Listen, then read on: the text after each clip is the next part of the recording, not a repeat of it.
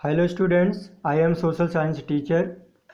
Today I am going to explain chapter 5 of unit first.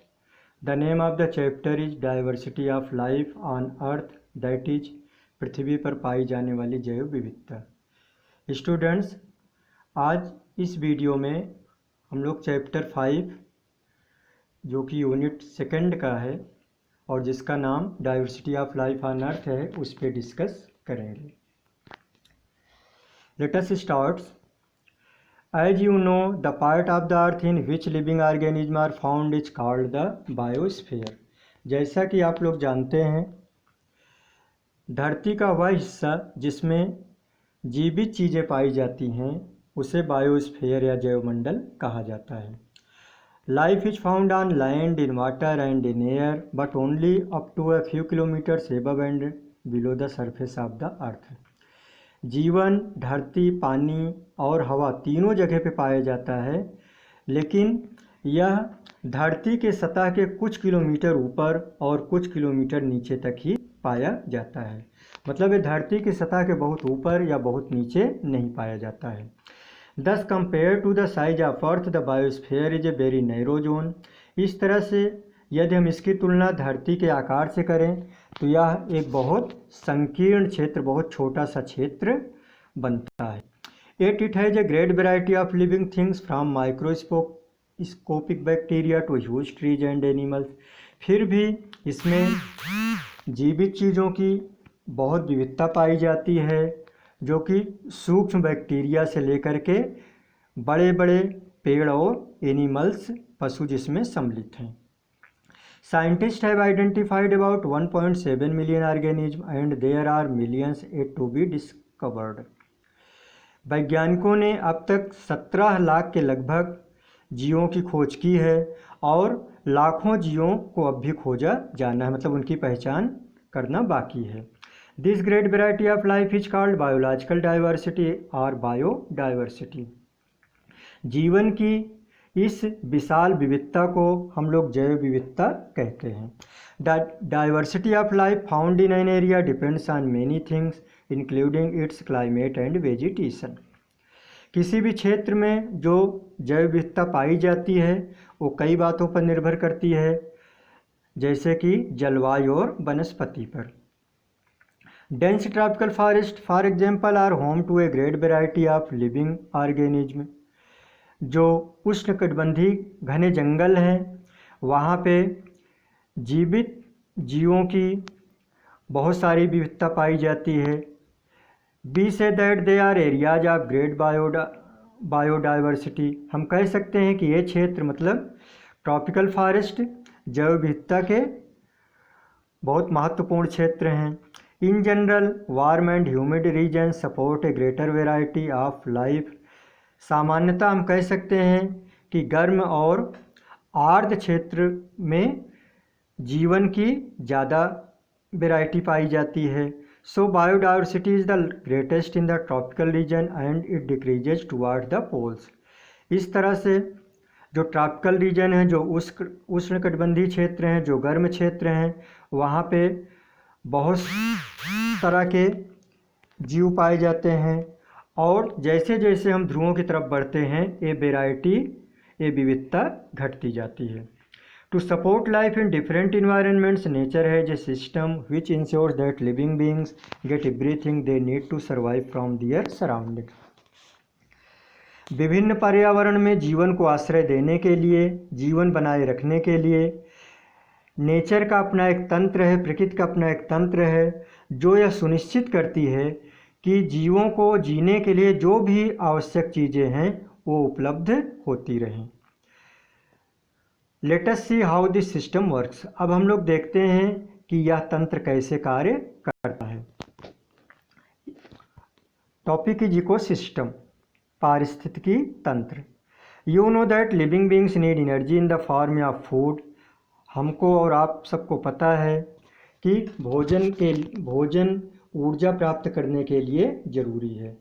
हमको आपको ऊर्जा कहाँ से मिलती है? जीवों को ऊर्जा कहाँ से मिलती है? भोजन से। Green plants produce food by using energy from the sun and materials such as carbon dioxide and water from the environment। हरे पौधे जो होते हैं वे भोजन बनाते हैं। कैसे बनाते हैं? By using energy from sun, सूर्य से प्राप्त ऊर्जा से। Material such as carbon dioxide and water from the environment, और पर्यावरण से पाए जाने वाले कार्बन डाइऑक्साइड और पानी से। तो हरे पौधे जो हैं पर्यावरण से पाए जाने वाले पानी और कार्बन डाइऑक्साइड और सूर्य से पाए जाने वाले ऊर्जा से भोजन बनाते हैं। All of you already know, आप सबको पहले से पता होगा, this process is called photosynthesis. इस प्रक्रिया को फोटोसिंथेसिस कहा जाता है। Animals such as deer eat plants and they in turn are eaten by animals like the tiger.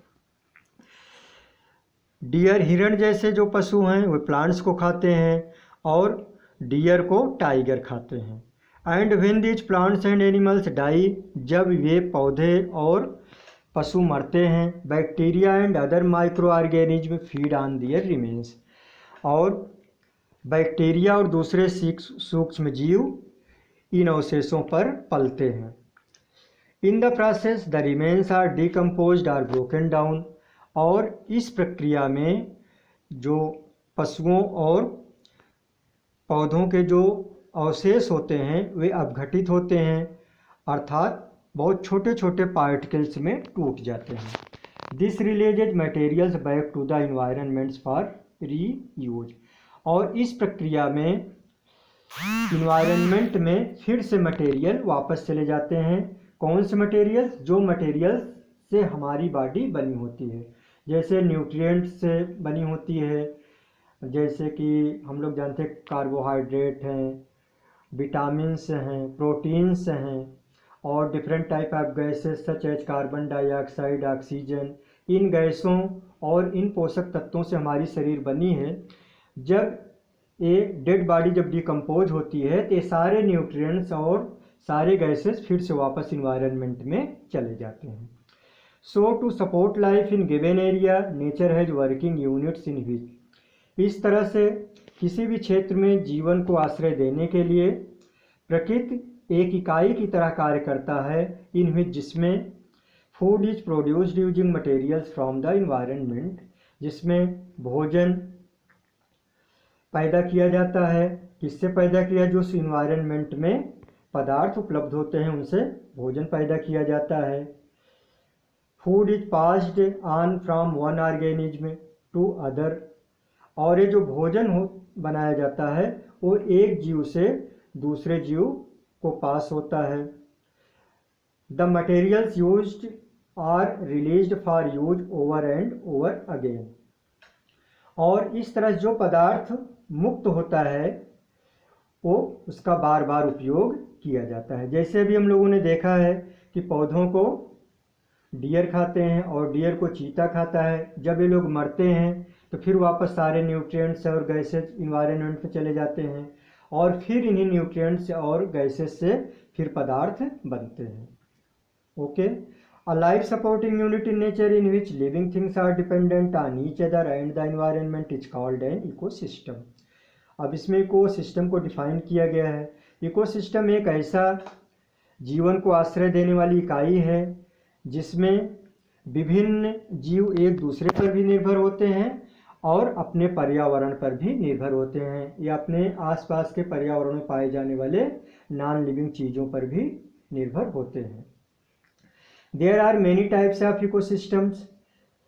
Ecosystem पारिस्थितिकी तंत्र कई तरह के होते हैं। फॉर एग्जाम्पल, उदाहरण के लिए, grassland ecosystem is found in a region where main vegetation is grass.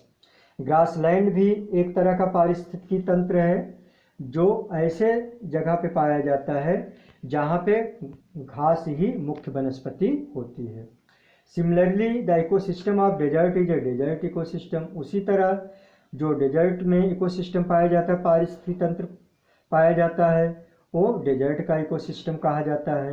कहने का मतलब उसमें डेजर्ट में ही जीवित रहने वाले जीव रह सकते हैं और ग्रासलैंड में ऐसे ही लिविंग थिंग्स सरवाइव कर सकती हैं जो उस सिस्टम के अकॉर्डिंग अपने को ढाल सकते हैं। Each ecosystem support certain types of organism, और ये जो इकोसिस्टम है, प्रत्येक इकोसिस्टम एक विशेष तरह के जीवों को ही सपोर्ट करता है, मतलब उसमें दूसरे तरह के जीव सरवाइव नहीं कर सकते हैं। For example the grasslands of Africa support a variety of grass eating animals including antelopes and zebras. उदाहरण के लिए अफ्रीका के जो ग्रासलैंड्स हैं वे एक तरह के घास खाने वाले पशुओं को ही सपोर्ट करता है, मतलब घास खाने वाले पशु ही वहाँ पे आसानी से जीवित रह सकते हैं, जैसे कि antelopes and zebra. Animals like the lion, leopard and cheetah which eat these animals are also found there. और इसमें पाए जाने वाले लायन, लिपार्ड और चीता जो कि इन जीवों को खाते हैं, अर्थात एंटीलोप्स और जेब्रा को खाते हैं, वे भी इस ग्रासलैंड्स में पाए जाते हैं। Students, now we close the video. Remaining topics will be explained in next video. Thank you so much.